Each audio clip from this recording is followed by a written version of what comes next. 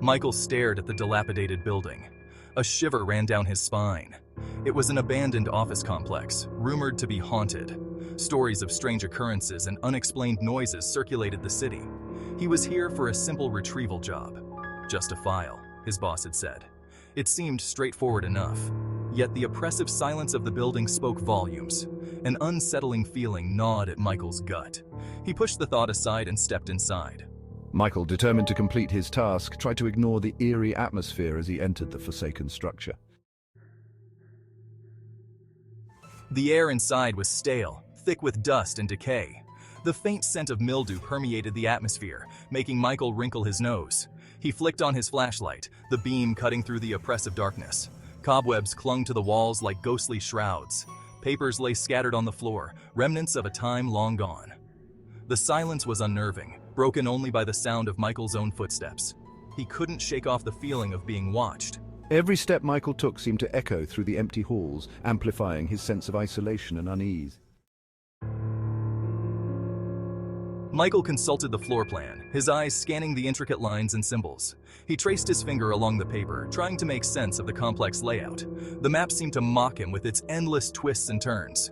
He was looking for room 503, but the numbers on the doors seemed to jump around randomly. Each door he passed bore a different number, none of them the one he sought. Frustration began to build as he moved from one door to the next. He navigated through a maze of corridors, each turn leading him deeper into the labyrinth.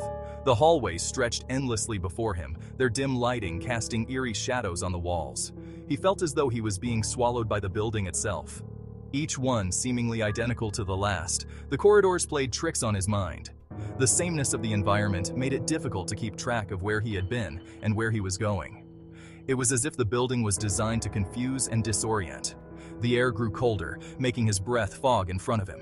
He shivered, pulling his coat tighter around his body. The chill seemed to seep into his bones, adding to the growing sense of unease. The silence was broken by an occasional drip echoing in the distance. The sound was faint but persistent, a constant reminder of the building's decay. Each drip seemed to echo louder in the stillness, amplifying the eerie atmosphere.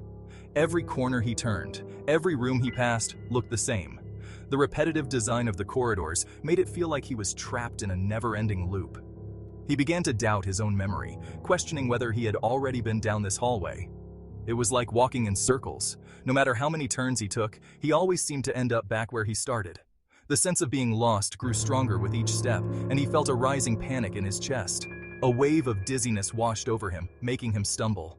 He leaned against the wall for support, trying to steady himself. The disorientation was overwhelming, and he struggled to keep his balance, a sense of disorientation settling in his mind. He felt as though the walls were closing in on him, the corridors twisting and turning in impossible ways.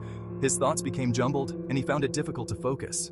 The building's labyrinthine design seemed almost intentional, as if it was meant to trap and confuse anyone who entered. The longer he wandered, the more he felt like a rat in a maze with no clear way out. It played tricks on Michael's mind, making him question his own sanity. The corridors seemed to shift and change, never staying the same for long. He felt a growing sense of dread, as if the building itself was alive and watching him. Further deepening his sense of dread and confusion, the oppressive atmosphere weighed heavily on him, and he couldn't shake the feeling that he was being followed. Every shadow seemed to move, every sound amplified in the silence. He knew he had to find room 503, but the building seemed determined to keep him from it.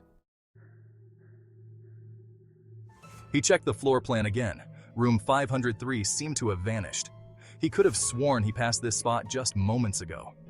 The layout of the building seemed to be shifting, changing with every blink. Panic began to claw at his throat. He quickened his pace, his heart pounding against his ribs.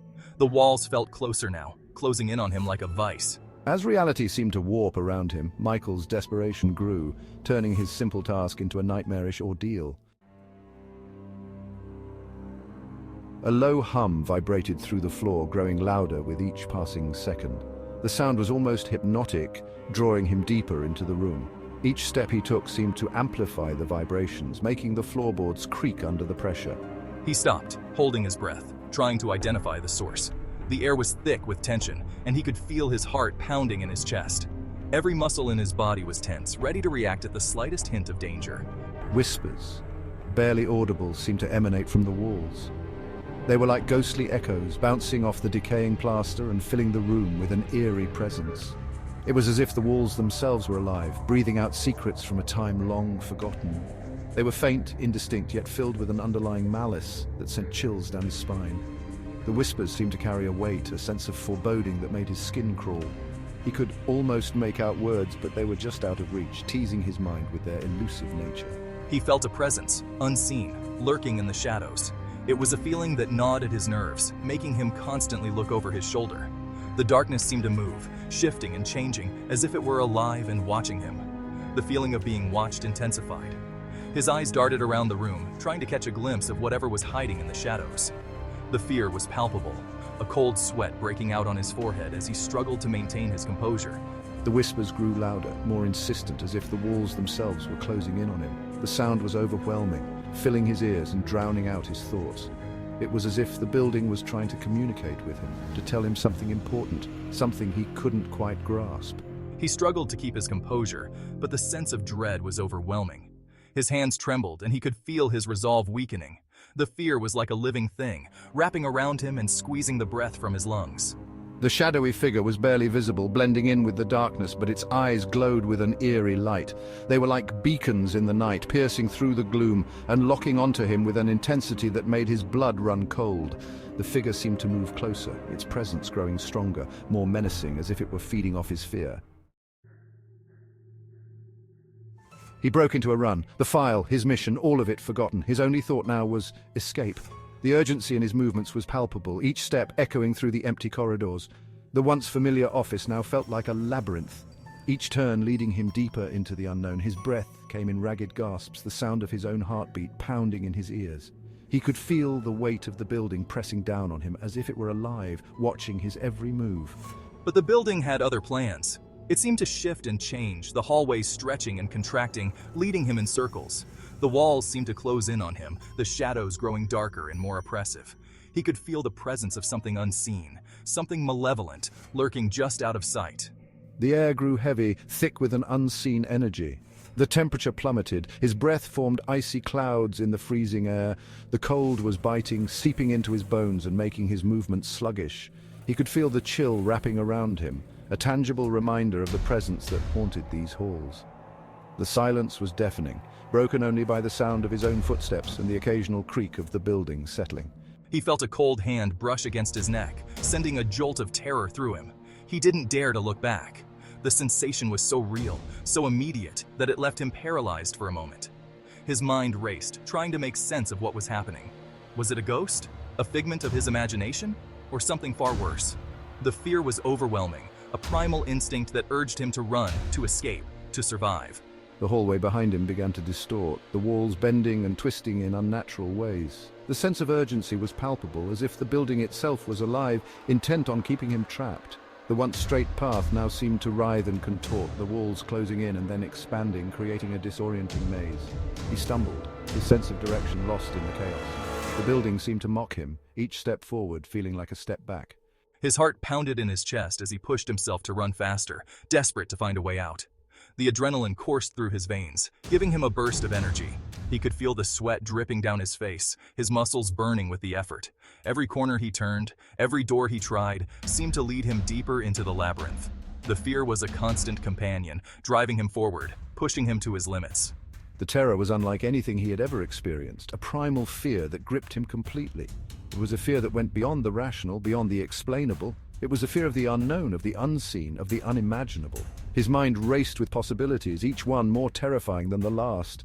He could feel the presence growing stronger, the sense of being watched, of being hunted. It was a fear that consumed him, leaving no room for anything else. He knew he had to escape, but every step felt like it brought him closer to the unknown horrors lurking in the shadows. The darkness seemed to close in around him, the shadows shifting and moving as if alive. He could hear whispers, faint and indistinct, echoing through the halls. The sense of dread was overwhelming, a constant weight on his shoulders. He could feel the presence drawing closer, the air growing colder with each passing moment.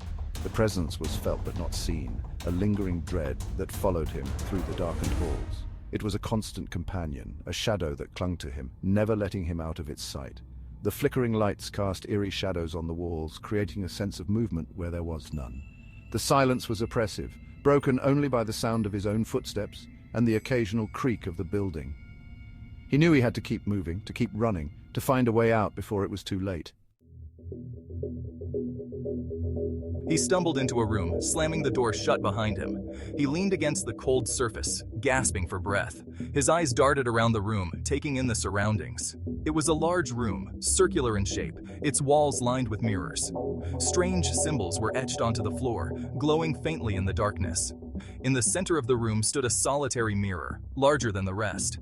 It pulsed with an eerie light.